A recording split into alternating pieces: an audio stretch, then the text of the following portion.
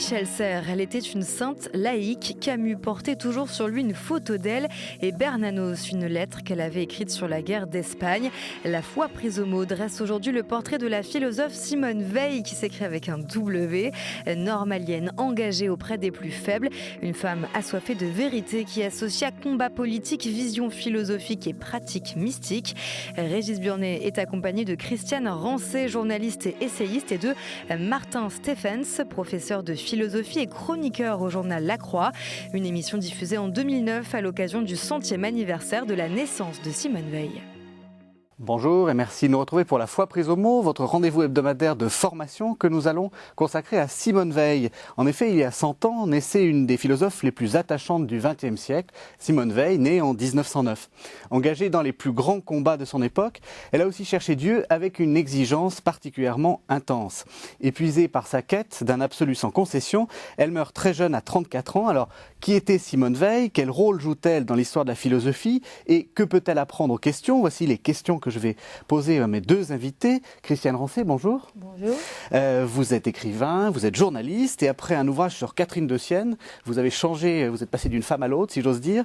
Vous avez parlé aussi de Jésus. Hein. Oui, plus abondamment que de Catherine de Sienne. Vous vous êtes engagé dans Simone Veil, Le courage de l'impossible, qui est paru aux éditions du Seuil. Martin Stephens, bonjour. Bonjour. Vous êtes professeur de philosophie et vous êtes l'auteur de 2 livres sur Simone Veil. Un commentaire de l'enracinement, on va parler de l'enracinement, qui s'appelle Les besoins de l'âme, paru aux éditions Gallimard. Et puis vous êtes aussi l'auteur d'un Prier 15 jours avec Simone Veil aux éditions Nouvelle Cité. Alors, comme la vie de Simone Veil a une part très importante dans sa pensée et que sa pensée découle aussi un peu de sa vie, je vous propose qu'on suive sa vie. Et pour commencer, dites-nous un peu d'où vient Simone Veil, quelle est son origine, qui sont ses parents. Voilà.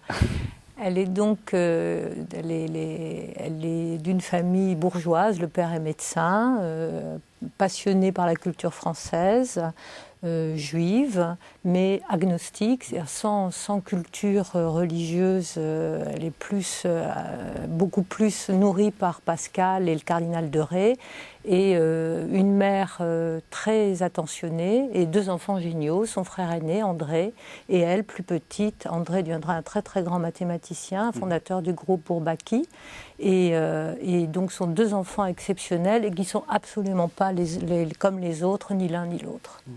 Alors, on va lever tout de suite un problème. Le judaïsme de Simone Veil a-t-il une part importante dans sa vie?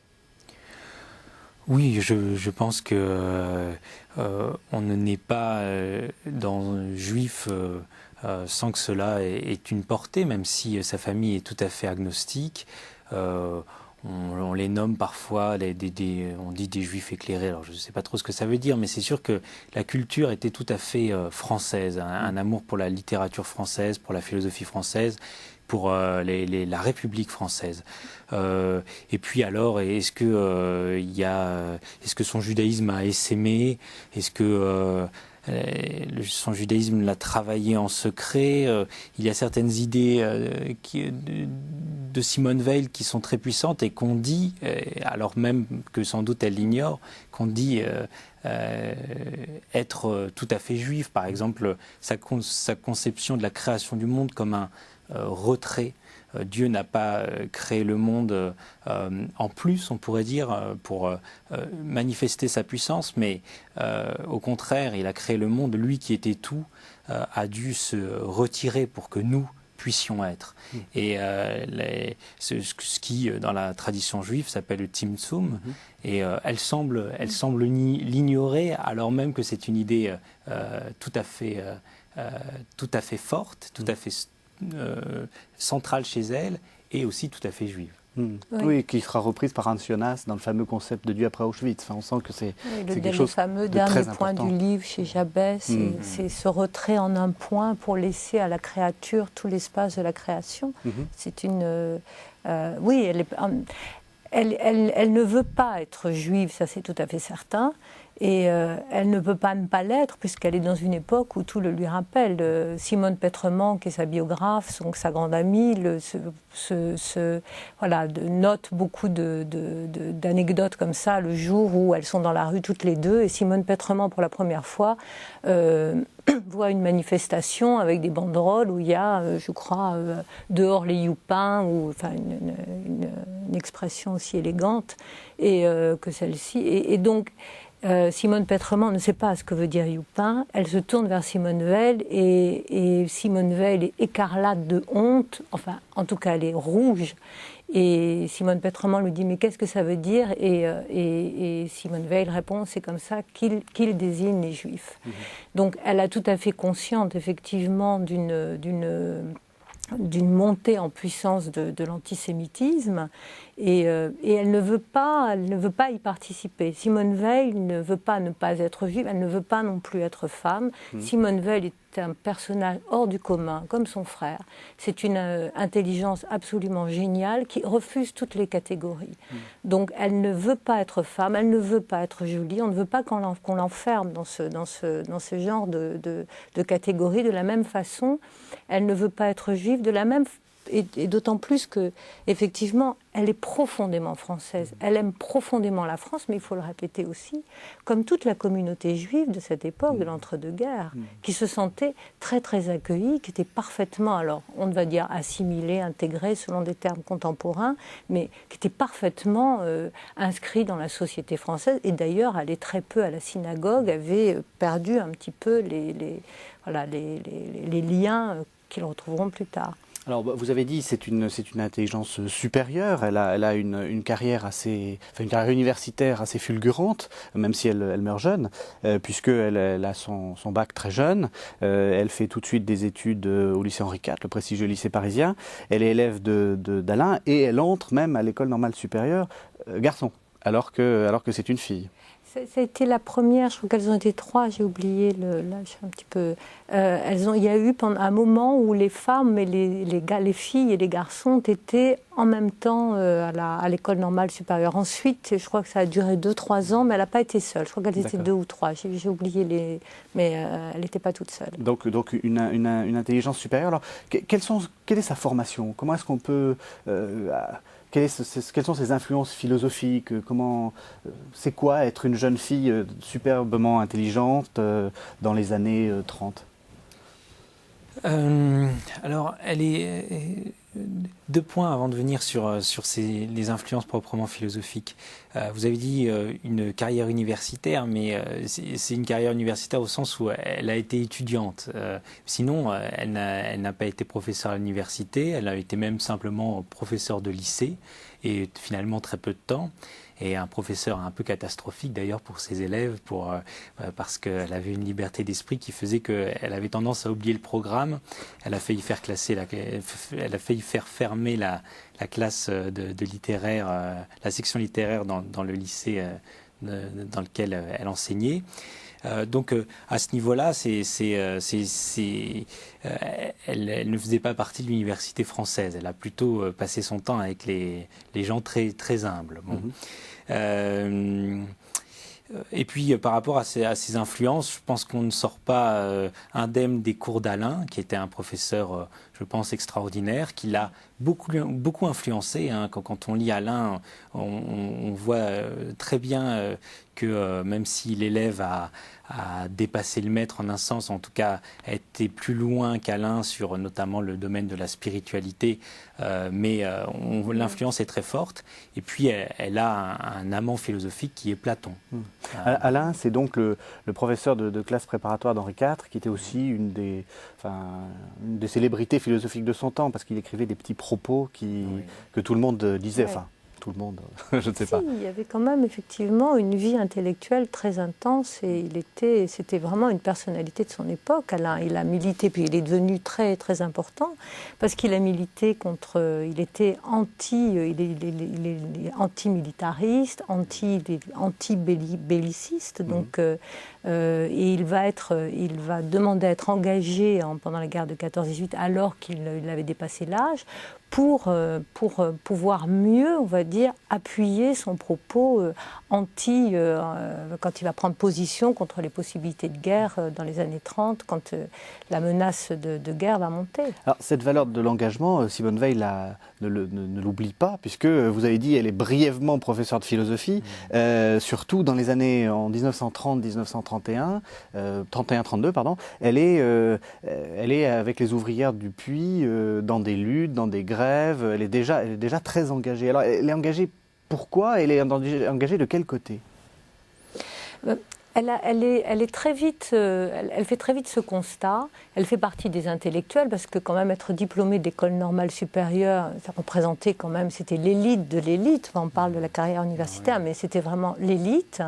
Et elle se rend compte que cette approche très intellectuelle de la réalité qui la passionne et qu'elle veut toucher du doigt est un petit peu déformée par la vision des livres. Et elle se dit, mais après tout, moi je vais parler, elle s'engage très vite, elle est très vite du côté des pauvres, du côté de la misère, comme Alain. Enfin, donc elle est très, très sensible à la condition ouvrière, et donc elle se dit, je ne peux pas savoir exactement ce qui s'y passe tant que je reste dans une approche uniquement livresque. Donc, elle décide, elle prend, et c'est la première à le faire, elle décide de faire le chemin en sens inverse. Il faut remarquer l'originalité extrême de la démarche à son époque. On était vraiment dans une époque d'ascenseur social, où l'école était là pour que les meilleurs puissent accéder aux postes les plus prestigieux.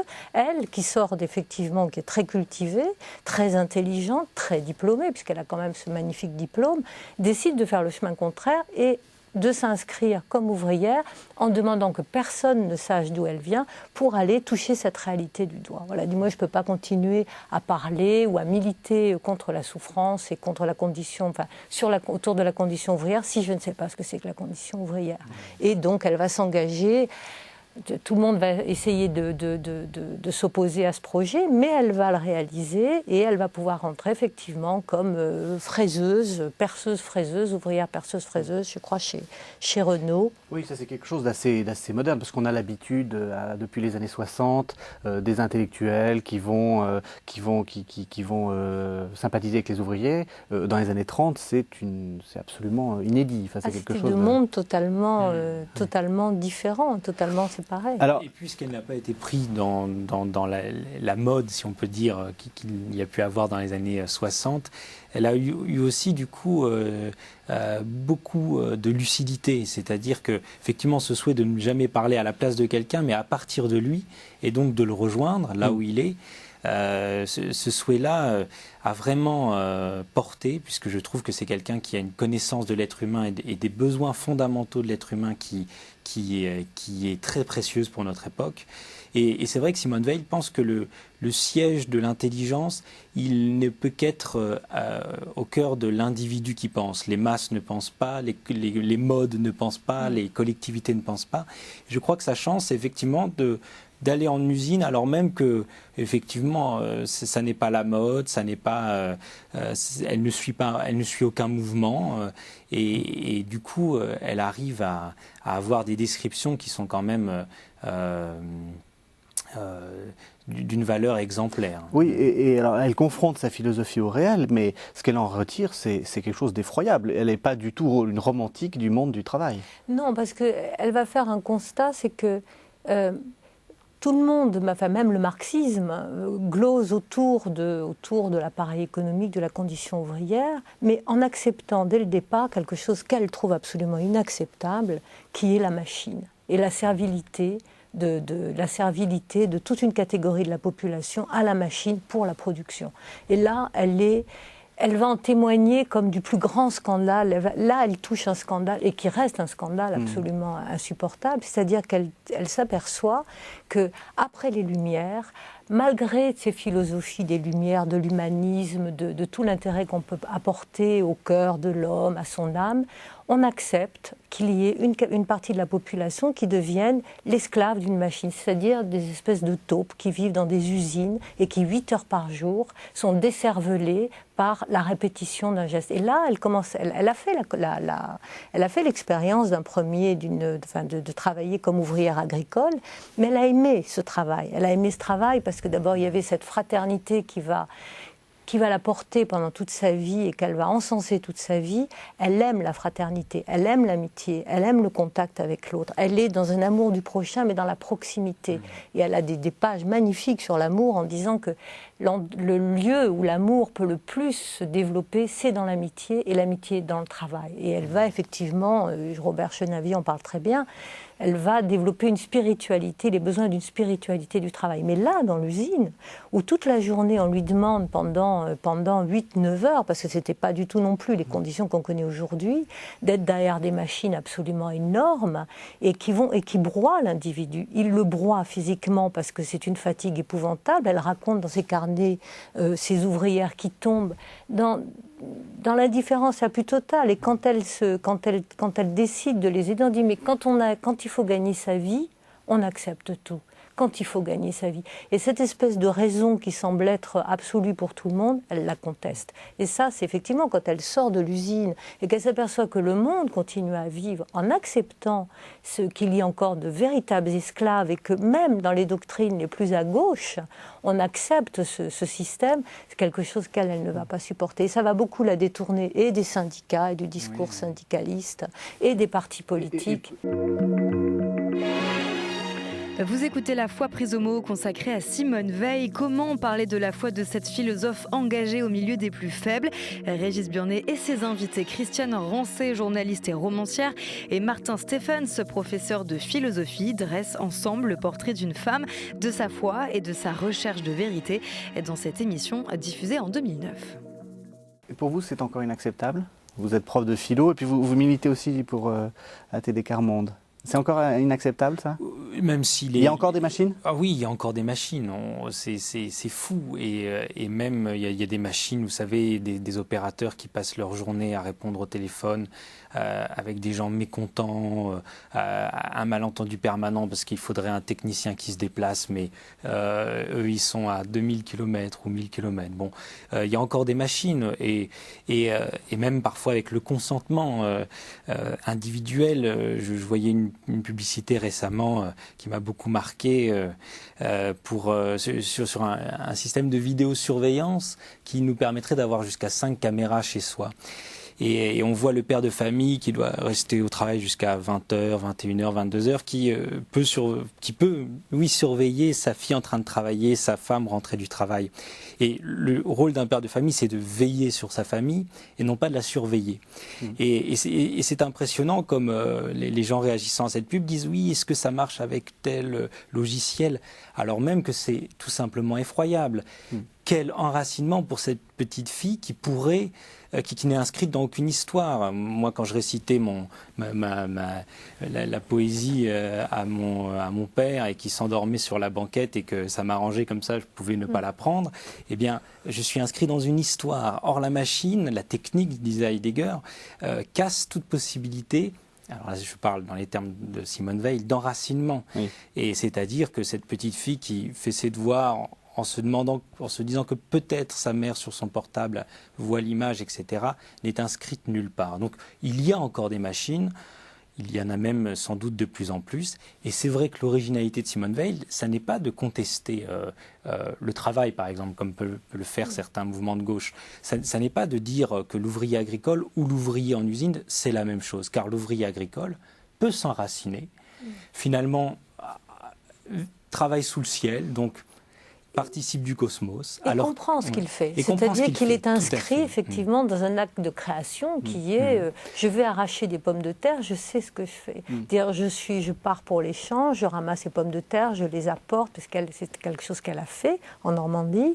Donc ensuite il y a le repas en commun, il y a une compréhension et elle est maître et surtout il y a une maîtrise du temps. Oui, ce qui l'horrifie, c'est ce décervellement qu'il y a et surtout la non-maîtrise du temps. différent, c'est-à-dire que tout d'un coup, la façon dont le travail est conçu, tout à fait fragmenté, répétitif, empêche l'individu de penser, donc d'une liberté fondamentale, et ensuite l'empêche de participer, effectivement, de s'enraciner dans un espace-temps qui, quand je dis espace-temps, c'est ma façon de parler, mais qui fait que tout d'un coup, il va comprendre ce qu'il fait et avoir l'impression de prendre part à un acte de production. Mais en tout cas, à laquelle il prend part et qu'il maîtrise, et qu'il domine d'une certaine façon, et pas dominé par la machine. Vous avez plusieurs fois parlé d'enracinement. Un peu de définition, c'est quoi l'enracinement ?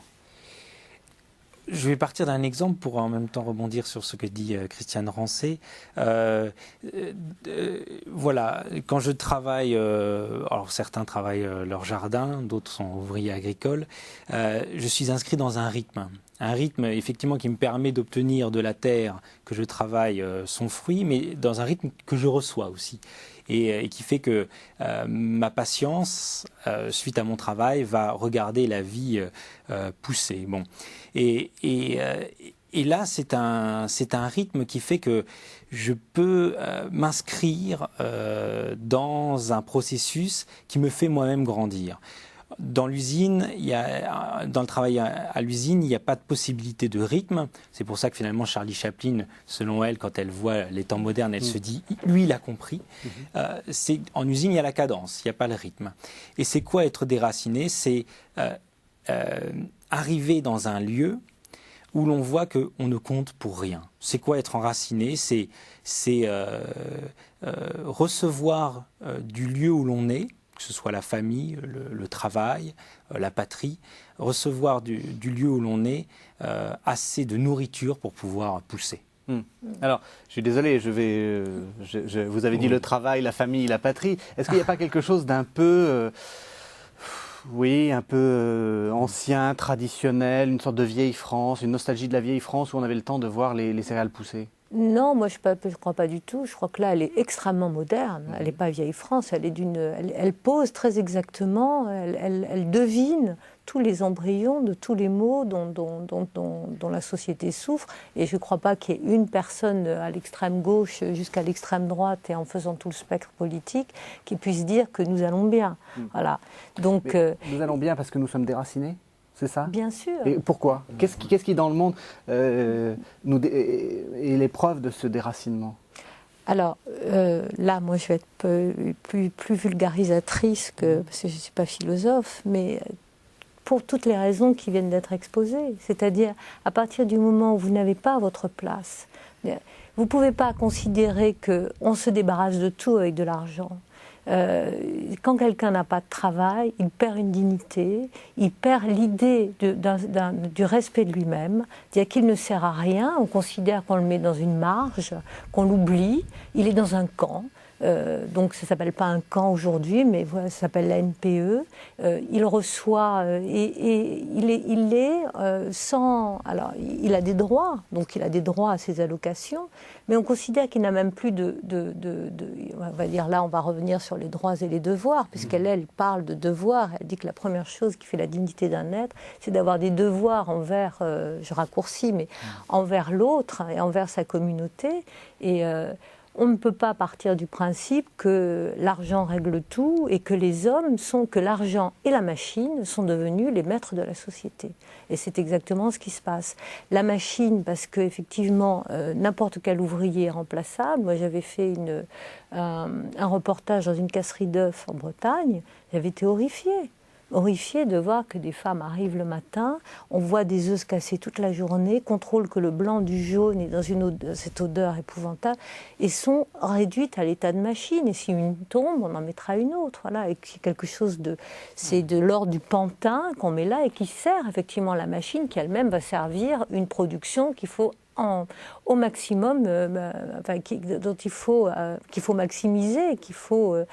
c'est pas la fin. L'homme doit rester l'étalon mesure parfait de la société dans laquelle elle vit. La société doit être faite pour l'homme, la polis, au sens grec du terme, c'est l'art de vivre ensemble et d'aménager des règles de vie ensemble harmonieuses. Et ça, c'est quelque chose qu'elle repose fondamentalement. Or, elle dit, quand elle parle, y a-t-il une doctrine marxiste? Est-ce que même cette doctrine marxiste qui se met à idolâtrer la machine, est-ce qu'elle n'oublie pas cette notion fondamentale? La société est faite pour les hommes et l'homme est fait pour améliorer les conditions de vie en société, pas pour faire du profit, pas pour maximiser une production, un rendement, voilà. Donc ça le pose très clairement. D'où ce qu'on a dit tout à l'heure, tout d'un coup, sa rupture, quand elle dit maintenant, sa rupture avec, on va dire, presque la lutte sociale. Elle ne veut plus s'en occuper parce qu'elle s'aperçoit elle dit que les syndicats s'accaparent, parlent au nom des ouvriers, qui n'ont plus elle dit que les partis politiques parlent au nom du peuple et que de toute façon, il n'y a pas de voie de salut à espérer de ce côté-là, puisque personne ne remet en cause l'horreur fondamentale. Alors, en 1936, pourtant, elle s'engage dans une colonne, ce qu'on appelle la colonne d'Urruti, c'est-à-dire une colonne d'anarchistes, dans la guerre d'Espagne. C'est un peu la catastrophe, ça marche pas très bien son truc. Elle va pas au front en fait. Hein. Non. Moi, j'ai l'impression que c'est ce qui finit de confirmer en elle l'idée selon laquelle il faut qu'elle se retire pour penser vraiment ce dont notre temps a soif. Parce qu'effectivement, l'action, mais que découvre-t-elle? Elle découvre sans doute beaucoup de choses, mais pour aller vite, finalement, elle découvre que ces hommes, notamment les membres du POUM, du Parti ouvrier d'unification marxiste, qui donc c'est le côté gauche de l'extrême gauche anarchiste des républicains, quoi. Voilà, des républicains qui luttent contre les hommes de Franco.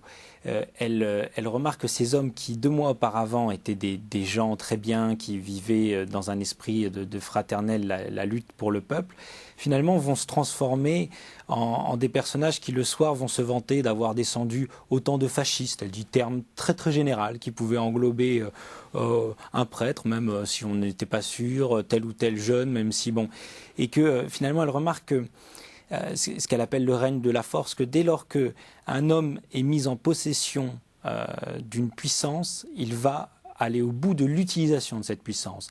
Dès lors que quelqu'un pense qu'il a le droit de tuer, quelle que soit la cause, même la meilleure, eh bien il va tuer. Il n'est rien de plus naturel à un homme que de tuer, dit-elle, et ces hommes finalement, ont reproduit dans leur lutte contre le fascisme l'inégalité de l'élite et du peuple, on pourrait dire, puisque avec leurs fusils, ils faisaient peur aux paysans. Et là, elle se dit que finalement, le problème est peut-être plus profond et peut-être quelque chose qui relève de l'ordre de la métaphysique, c'est qu'il y a une loi qui gouverne notre univers, la loi de... Elle dit quelque chose d'aussi universel que la pesanteur, et qui est cette idée donc que toute force domine autant qu'elle peut, que tout être occupe tout l'espace qu'il peut, et sa question, ça devient mais comment échapper à cette loi? Oui, parce qu'elle fait aussi, ce qu'il y a de très beau chez Simone Veil, c'est qu'elle ne se dissocie pas de l'expérience générale. C'est-à-dire, à l'usine, elle dit elle se rend compte qu'elle devient elle-même une esclave, et qu'elle demande des ordres, et qu'en fin de compte, tout ce qu'elle prône, une fois qu'elle se retrouve comme une ouvrière, elle aussi demande uniquement à obéir, et elle dit « je vais rester ouvrière à l'usine jusqu'à ce que je sois capable de retrouver ma dignité et d'être capable de résister ». Et en Espagne, elle va découvrir qu'elle n'est pas, elle non plus, exempte de jubilation, de plaisir de voir, on va dire, le méchant pour elle. Et donc ça va terriblement l'effrayer. Et elle va se rendre compte que même en faisant marcher sa tête comme elle peut la faire marcher, c'est-à-dire avec son intelligence et son désir absolu de vérité et sa recherche permanente, elle n'échappe pas à la règle, à cette terrible nécessité et à cette terrible pesanteur. Oui, l'exemple qu'elle donne, c'est quand elle est prise de maux de tête, elle avait des terribles maux de tête, et pour ceux et celles qui nous regardent, qui vivent ça, ils savent ce qu'elle pouvait endurer, et elle raconte que pendant ces terribles maux de tête, elle avait envie de causer chez son interlocuteur une souffrance au même point de la tête, au même point de souffrance.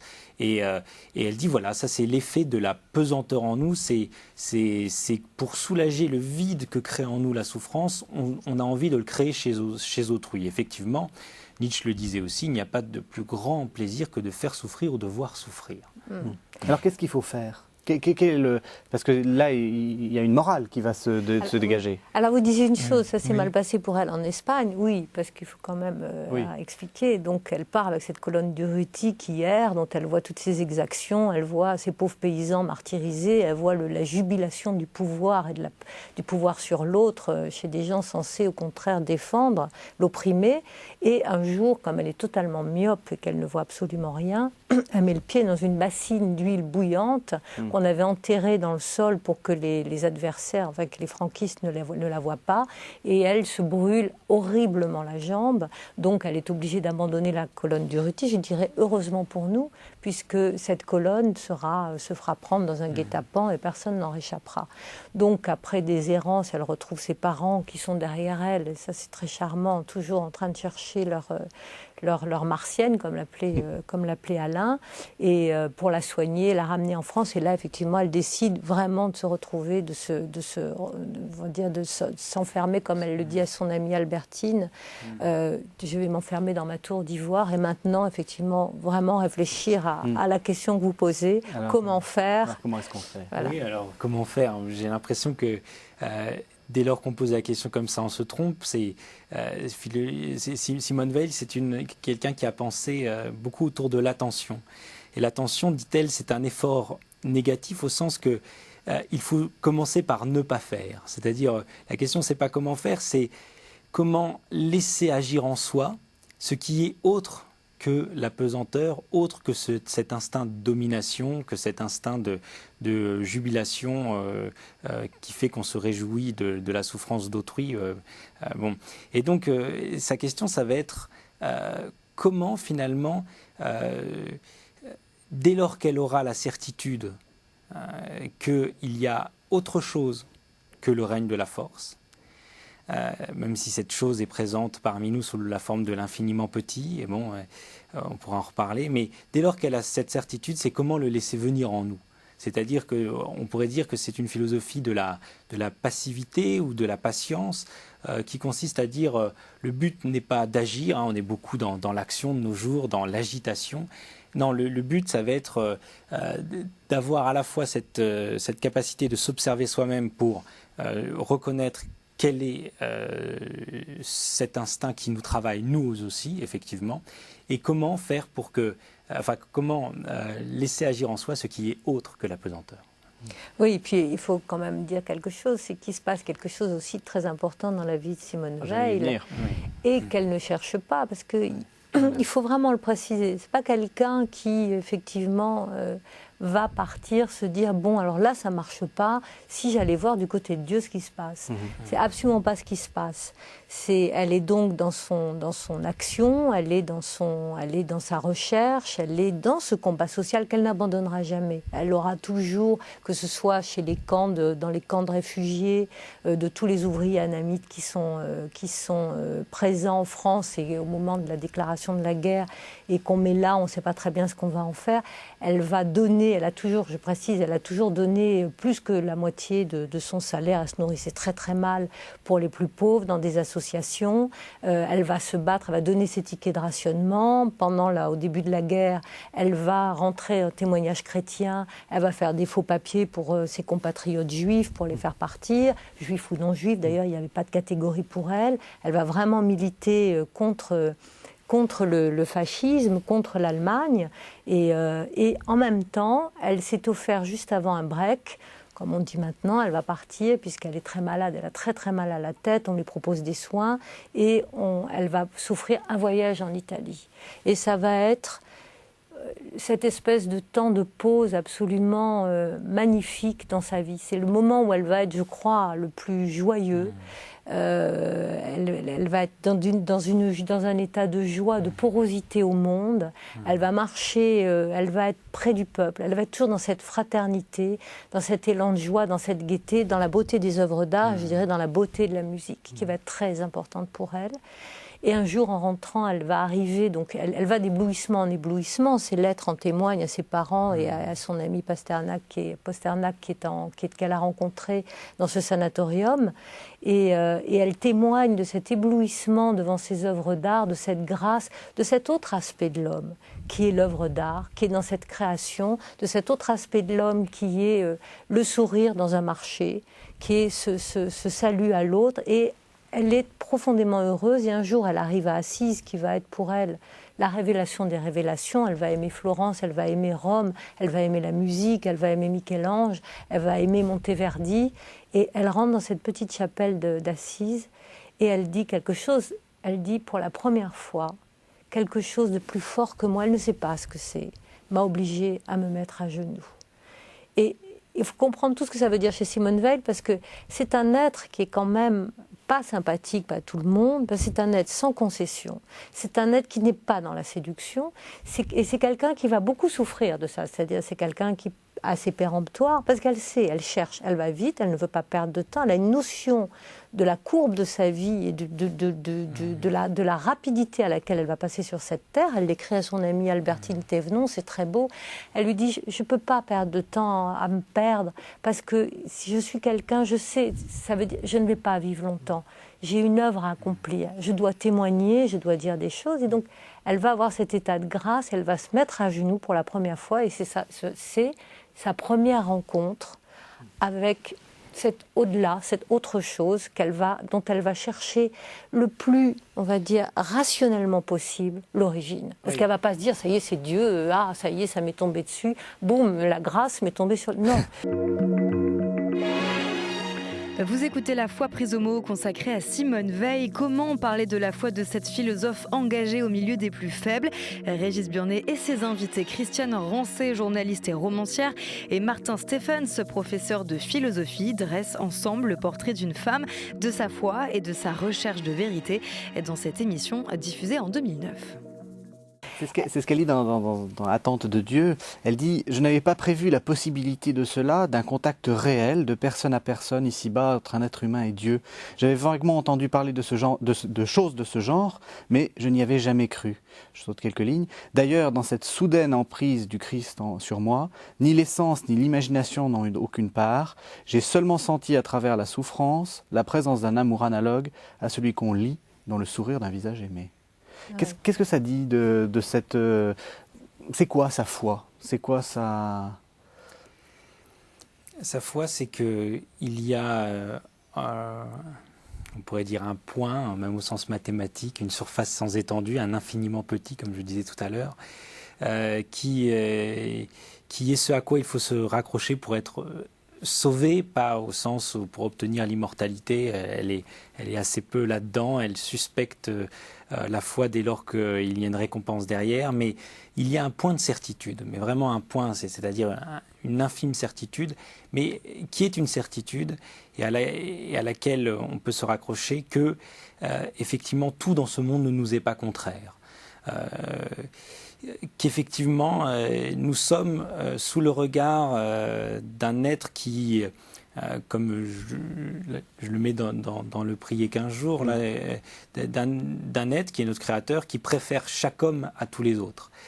Et pour elle, c'est une surprise. Et surtout, c'est une surprise parce qu'elle avait une telle image d'elle-même, tellement négative, qu'elle pouvait se dire, mais que Dieu me préfère à tous les autres, même si c'est chaque homme que Dieu préfère à tous les autres, mais c'est impossible, il doit y avoir une erreur.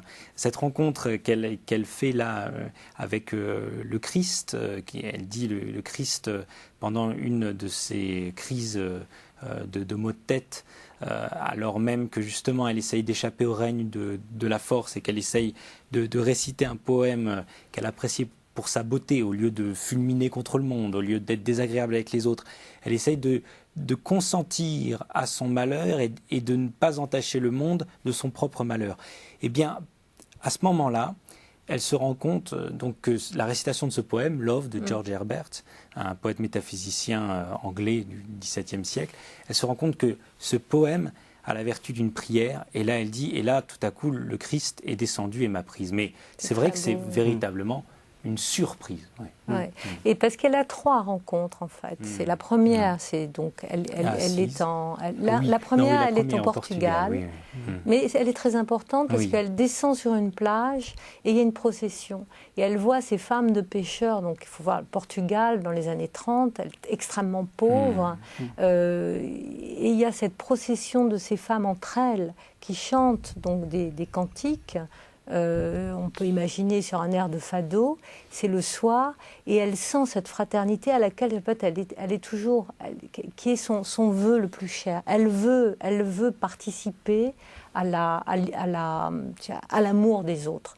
Et ça, c'est une chose qui est très belle et très, très, très triste en même temps chez Simone Veil. C'est sa volonté, on le sent dans son écriture, c'est sa volonté de participer, d'être dans la fraternité, d'être dans l'amour de l'autre. Elle a ça, elle dit elle-même, elle est d'essence chrétienne au sens de l'amour, c'est-à-dire elle se sent une esclave, elle se l'est répétée à l'usine, mais elle se sent profondément dans son essence une esclave. La plus petite, elle ne veut être rien d'autre, c'est sa lutte avec les opprimés, aux côtés des opprimés.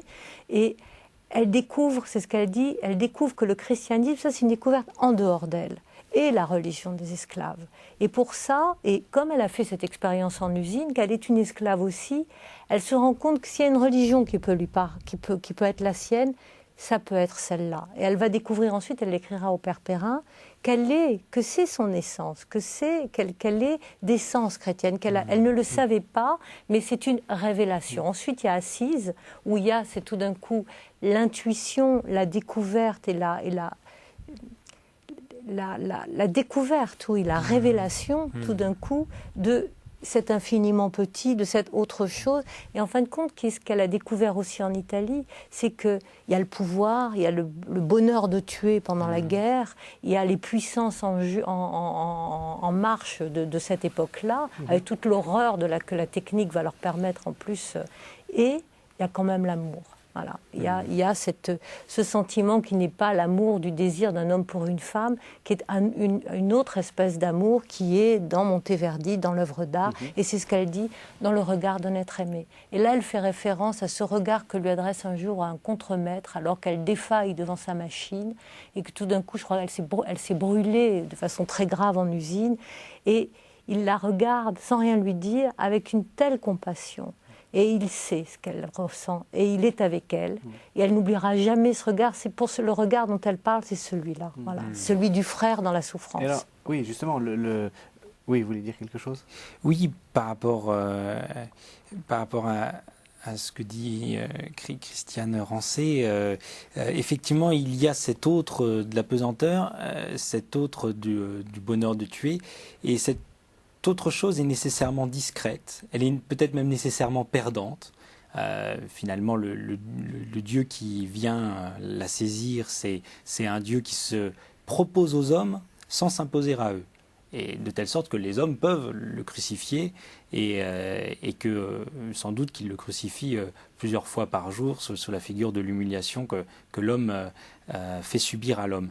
Et donc Simone Veil, et pour moi, je trouve ça tout à fait savoureux, c'est celle qui nous demande de porter notre attention sur ce qui se propose à nous sans s'imposer. L'argent s'impose à notre imaginaire. La force s'impose à notre corps même. Tout ça s'impose à nous, mais tout ce qui est d'un ordre supérieur ne fait que se proposer à nous, comme la beauté. Le Washington Post avait fait une expérience l'année dernière où Joshua Bell, le violoniste, jouait à la sortie du métro.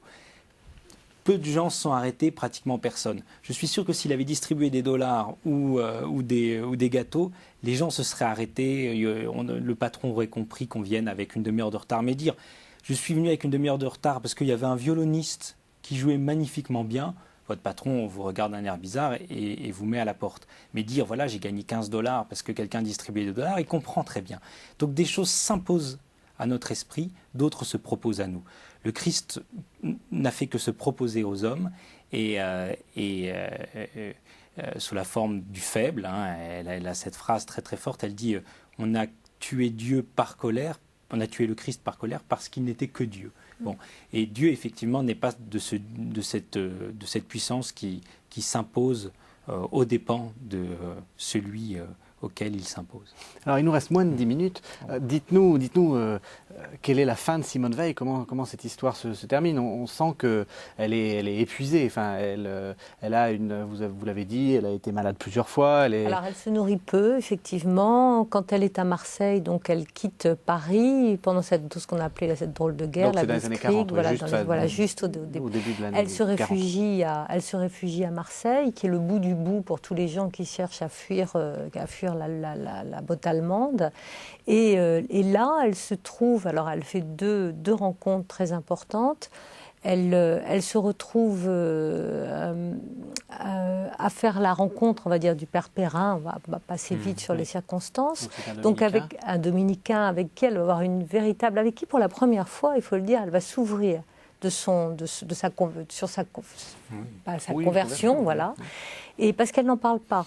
C'est quelqu'un, tous les gens qui l'entourent sont très étonnés d'apprendre ensuite, de découvrir ce qu'elle écrit. Elle prône une prière silencieuse. Elle rappelle cet évangile, cette phrase dans les évangiles de Jean qui est très belle.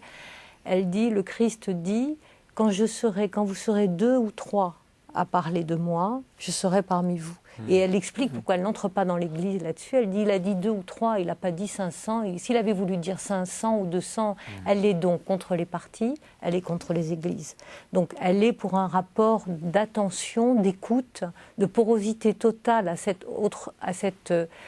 autre chose qu'il a prise une première fois et qu'il a très souvent abandonné, elle le dit aussi, c'est très beau.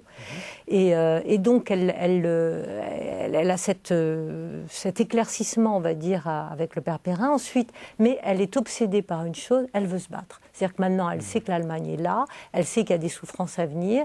On a dit, elle est profondément aimante de son pays. C'est quelqu'un qui est très patriote et elle ne veut pas, et puis qui ne supporte pas la botte allemande. Et donc, elle supplie, elle veut absolument partir. Et là, il va y avoir, on dirait presque, sa première erreur de parcours. C'est-à-dire qu'elle est résistante à Marseille, elle entre donc dans le groupe, elle distribue témoignages chrétiens, les gens qui ont travaillé avec elle ont témoigné de son incroyable, on va dire, militantisme de ce côté-là et des risques qu'elle prend, mais elle a l'idée qu'il faut qu'elle parte pour Londres.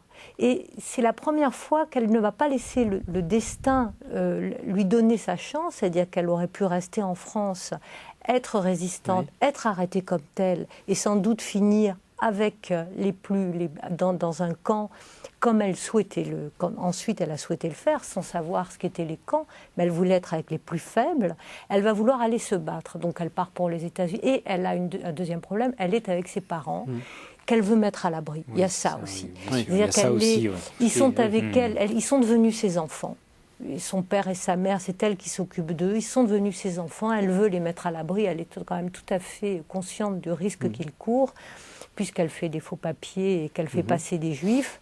Donc, et donc, elle va partir pour les mettre à l'abri aux États-Unis où est son frère. Et elle pense qu'elle va pouvoir revenir à Londres et de Londres être parachutée sur la France parce qu'elle a mis au point un projet d'infirmière héroïque sur le premier plan qui va faire rire tout le monde, qui va faire dire à De Gaulle, cette femme-là est complètement folle. Oui. Et en fait, elle meurt. Oui, elle meurt en écrivant un de ses textes fondamentaux qui est l'enracinement, et c'est une idée très précieuse aussi, où elle dit qu'effectivement, l'homme n'a pas d'abord des droits, mais même logiquement d'abord des devoirs. Et pendant qu'elle écrit ce qui est un prélude à une déclaration des devoirs envers l'être humain, pendant qu'elle écrit ça, eh bien, elle s'épuise de plus en plus, et elle refuse de manger plus qu'on ne peut manger en France, du rationnement dont sont bénéficiaires les Français, et elle est atteinte d'une tuberculose qui fait qu'elle meurt d'épuisement. de désespoir, parce que je crois qu'elle savait qu'on ne la laissera pas partir. Plus elle faiblit, moins il était question de la laisser partir. Et en même temps, en nous laissant vraiment un texte qui est tout à fait urgent pour nous. C'est-à-dire que en lisant l'enracinement, et notamment le premier chapitre, on se dit, mais c'est la langue ou la parole dont notre époque a besoin, et la façon de prendre les problèmes qui sont les nôtres, qui pourraient nous permettre de faire 5 pas de recul et de se dire, mais oui, c'est comme ça qu'il faut prendre les choses. Qu'est-ce qu'il y a justement dans ces premiers chapitres? Vous l'avez commenté. C'est quoi l'idée phare, la seule idée qu'il faut retenir? C'est qu'il ne faut pas partir des droits de l'homme, mais des besoins fondamentaux de l'être humain. Corps, les besoins du corps, mais ça on les connaît assez facilement, et les besoins de l'âme. Et que ces besoins obligent tout homme. Ces besoins obligent tout homme. Toutes les grandes civilisations ont reconnu que si je laisse mourir quelqu'un de faim devant ma porte alors que j'ai à manger, je ne suis pas digne de l'être humain que je suis. Et partant des besoins fondamentaux de l'homme, on va pouvoir reconstruire une civilisation qui sera nourrissante pour tout le monde, parce qu'il y a les besoins du corps, il y a aussi les besoins de l'âme. Tout homme a besoin de savoir, tout homme a un besoin de responsabilité, tout homme a un besoin de châtiment. On parle beaucoup de la situation des prisons et du calvaire que c'est, mais c'est parce qu'on ne nourrit pas le besoin de punition qui existe dans l'homme qui a commis un crime. Non, on fait on fait rien du tout d'ailleurs. Les prisons sont pleines de gens et tout à fait insensées en même temps. Oui. Pour vous, c'est quoi? Il nous reste 3 minutes. Quelle est l'idée à retenir ou le texte à lire? Il y a 2 idées pour moi. Enfin, le texte à lire, je suis tout à fait d'accord. Pour moi, c'est d'urgence, c'est l'enracinement. Attendre de Dieu est très très beau. Et là, personnellement, c'est dans une langue magnifique. Mais je crois que ce qu'il faut retenir, c'est l'engagement. Simone Veil ne glose pas sur des idées générales. Elle met sa vie en acte de ce qu'elle attend de la vie. Et ça, c'est ce qu'il y a de très beau pour elle. Et ça, c'est pour ça qu'elle est extrêmement moderne. C'est quelqu'un qui ne se contente pas d'accepter comme le scandale des prisons, le scandale de la faim, le scandale qu'il peut y avoir. Il n'y aurait qu'un seul être dans un tout petit camp, en marge de l'histoire, dans un monde. C'est inacceptable. Et elle se battra pour celui-là jusqu'au bout. Et que chaque être, effectivement, nous sommes des êtres humains, mais ça n'est pas suffisant. Pour être un être humain, il faut aussi accéder à son humanité et nourrir donc ses besoins d'âme. Et c'est dans l'attention à l'autre, dans l'attention à la vérité et dans l'amour de l'autre, je répète, dans la fraternité qu'on peut trouver une réponse à ses besoins. Oui, elle écrit « Les malheureux n'ont pas besoin d'autre chose en ce monde que d'hommes capables de faire attention à eux. La capacité de faire attention à un malheureux est quelque chose de très rare, de très difficile. Presque tous ceux qui croient avoir cette capacité ne l'ont pas. La chaleur, l'élan du cœur, la pitié n'y suffisent pas. Alors qu'est-ce qui suffit ?» Eh bien, elle dit la plénitude de l'amour du prochain, c'est simplement d'être capable de lui demander quel est ton tourment. C'est-à-dire la plénitude de l'amour du prochain, c'est pas de commencer par agir, c'est de poser cette question, quel est ton tourment? Je crois qu'on est dans peut-être les machines là encore, une société où l'on s'écoute peu. Donc commencer par écouter ce qu'ont à nous dire oui, on écoute peu l'autre, on s'écoute beaucoup, on écoute peu l'autre. Ah oui, ça c'est sûr, tout à fait. Et donc c'est écouter l'autre? Oui, commencer. De toute façon, c'est pas faire des grandes choses ou avoir des grands programmes. Je crois qu'effectivement, Simone Veil nous désigne quelle peut être la vocation de chacun et par quoi, parce que c'est pas morbide tout ça, par quoi on est plus heureux, puisque c'est véritablement la vocation de chacun que d'avoir une vie riche des autres. Merci à tous les deux. Je suis ravi que vous nous ayez fait découvrir Simone Veil avec autant de passion et de sensibilité. Alors je rappelle vos 2 livres, vos 3 livres. Donc Catherine Rancé, vous êtes Christiane, pardon. Vous êtes l'auteur de Simone Veil, Le courage de l'impossible, qui est paru au Seuil. Et Martin Stephens, vous êtes l'auteur des besoins de l'âme, Les besoins de l'âme, et un commentaire de l'enracinement paru aux éditions Gallimard et d'un Prier 15 jours avec Simone Veil aux éditions Nouvelle Cité. Merci.